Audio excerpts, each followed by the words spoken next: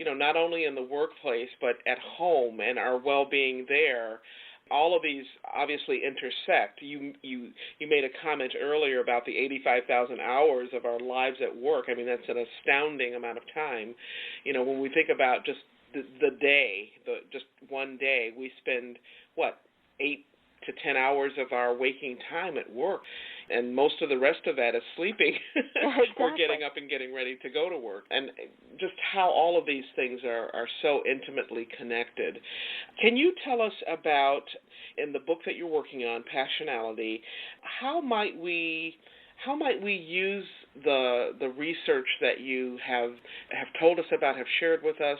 How can we use this in our home life, for example? I mean, what would be a practical application of what you're talking about? Well, I think the first thing that I hope this book leaves people with is permission to be who they are.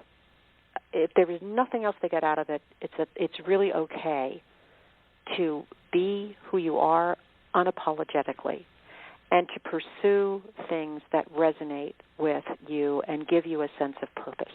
That is not a self-indulgent exercise. It's actually critical to your well-being. It's critical to the well-being of your family. And I think it's critical to the planet.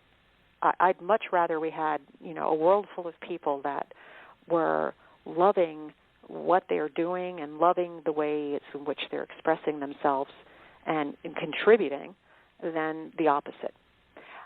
In terms of, what can this book help you do, I think what it will help people understand is how to navigate the three most important relationships that they have in their lives. The relationship that they have with themselves, number one, is a really important relationship. There are conversations going on in our heads all the time about ourselves. There are judgments that we're making or not making about ourselves all the time.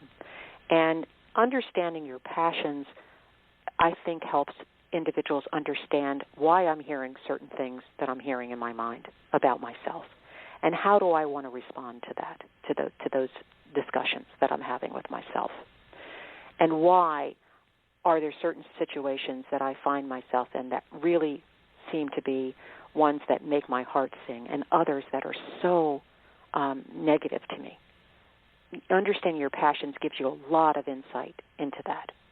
For example, if I'm somebody who is a processor archetype, and I'm very analytical, and I like structure, and I really don't like chaos, when I'm in situations that are chaotic and where it seems like people don't know what they're doing, I'm uncomfortable. I feel like things are out of control. It's not going to work for me. I need to understand that about myself and why I feel that way. When I think about the relationships that I have with others, people that I love, my friends, my loved ones, folks that I'm closest to, understanding my passions helps me to understand how I'm impacting them in the relationship that I have with them. How are they perhaps seeing me based on these passions? And are there perceptions about me that might be based on the passions that I have that I might want to clarify with them so that we are interfacing with one another more effectively? And then when I think about the relationship that I have with my work, how is it that I want to bring those passions to the job that I am in?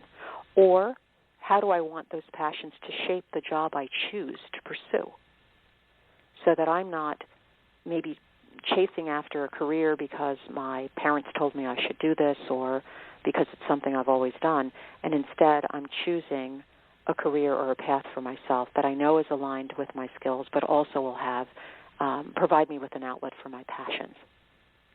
And I want them to understand they have permission to think that way and to pursue that, and a right to do it. And a right, permission and a right. I know when we were talking about this, when we were just discussing your work, you talked about a GPS system. It's kind of like a guidance system to help you navigate these three important relationships. And that's exactly what it is, because if we boil this down to its essence, our passions are our identity. We don't have to look for an identity anywhere else, and it's an identity that can't be taken away from us. We all have a number of different labels that we identify ourselves with, for male or female or other. If we're a suburbanite or someone who's living out in the country or a city dweller, are we wealthy or not? We have all of these different labels. Are we a father or a mother? Are we practicing one religion versus another or none at all? And we get burdened by these labels, and sometimes we get very attached to them.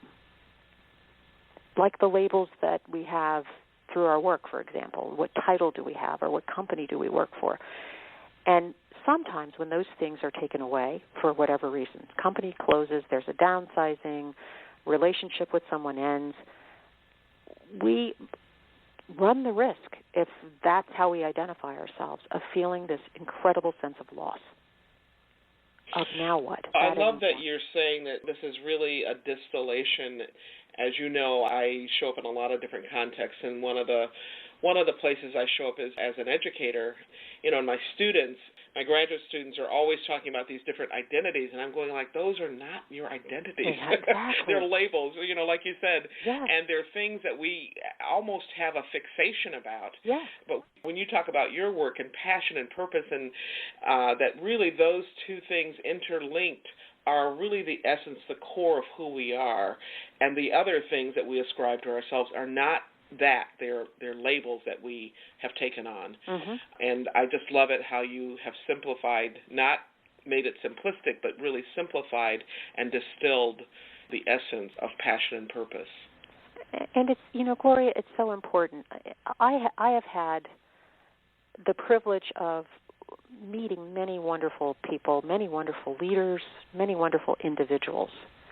I've also had the opportunity to work inside a large multinational organization, which is basically a microcosm of the larger world. Yes. And I have had the misfortune, I'll call it that. Maybe it's fortunate that I saw it, but it was a misfortune for another individual, of watching someone become so attached to an external label that they were devastated when it was taken away.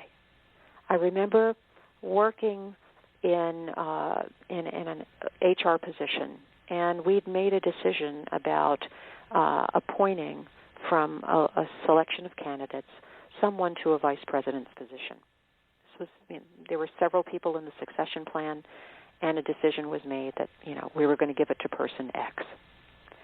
And the individuals who were under consideration were told about the decision on a Friday afternoon, as I recollect. We had planned to announce it to the rest of the organization, the rest of the organization on, I think, that following Monday. This individual who did not receive the promotion to that role, who I believe thought he would, went home that weekend, walked out into the shed in his backyard, the gardening shed, and blew his brains out because he did not get that job. Yeah. So for him, his identity was so tied up in this job, this title, this organization, that I can't imagine the devastation he felt to make that decision, that was the only way to stop the pain. Yes. And when people don't know who they are, they're not connected to the deeper identity that we've been talking about today, the risk is high that we will have some very, very painful experiences. Well, and as work becomes more and more central to our lives, as more people have access to work in our culture in the United States, not everyone, but certainly a majority, we can enter in this conversation about work, and more internationally, work will become the focus of our lives. So what you have uncovered in your research, Alaina, and what you're writing about and what you're making available to individuals, I think is just so rich and so important. And I know we're running up against the clock here. And before we wrap up for today, I would love it if you would talk about any projects that you're working on that you would like to make sure that our listeners hear about, anything that you're working connected to this conversation, or anything else. Well, what I'm intrigued with right now, I'm always intrigued with something. What I'm intrigued with right now is the connection between the research that's being done on relationships, personal, romantic relationships, and how what's being learned there could have an effect on how we look at our relationship with our work. And it's interesting because it's remarkable that there is this connection. There's a theory of self-expansion that a wonderful researcher that I know at Monmouth University in New Jersey is working on. His name is Gary Lewandowski. He's the chair of the Department of Psychology. And I sat down with him just recently to talk about this work. And the theory of self-expansion is really looking at this notion of what it takes to sort of keep these long-lasting relationships. You know, the ones where you hear about people being married for 50 years and still happy, and you know, you wonder, you know, how do you stay with the same person for 50 years? Oh my gosh, you know, and eats the same bowl of cornflakes every day. Can you stand it? But what's interesting about this particular work is that this theory of self-expansion is really saying that those relationships work because each individual is interested in self-expansion. Each individual is interested in growth and in learning. And if they can have those growth and learning experiences together, it's even better. And that is what causes those relationships to be long and rich. Because after a while, some of the romance starts to wane, and some things start to wear off that, you know, used to be maybe sexually exciting to you about that individual. But when that individual continues to learn and grow, and you learn and grow with them, then those relationships are richer. And so the connection between the romantic relationships and work, this self-expansion notion, can you elaborate a little bit about that? Yeah, so the relationship with it as it relates to work is that looking for opportunities for self-expansion at work actually helps you fall in love with your job. So things that challenge and stretch you, opportunities to take on new projects, opportunities to learn new things in fields perhaps that you hadn't been exposed to before. Those things are enriching and self-expansion building for you, and in fact help you develop a different relationship with your work. So when we think about it, taking on new challenges at work, rather than being afraid of them, we probably should really lean into them, because they're an opportunity for us to grow and develop personally, and for us to develop a different and closer affection, I'm going to put that in air quotes, affection for our jobs. So and the benefit to employers, my mind is just running rampant here, but the benefit to employers is obviously the investment that they've made in this particular person. The return on that investment is obviously more robust, and as an HR executive, I'm sure you probably have lots of links to that benefit as well. Oh, absolutely. I mean, when we, as leaders or managers of others, can recognize that the opportunities that we design for people to have enriching and self-expanding developmental experiences at work is growing them, is growing the degree to which they can contribute to the organization, and when we get them in that zone where we're also connecting it to their passions, we are getting discretionary effort that we can never afford to pay for. And that becomes our competitive edge. Passion is the next competitive edge.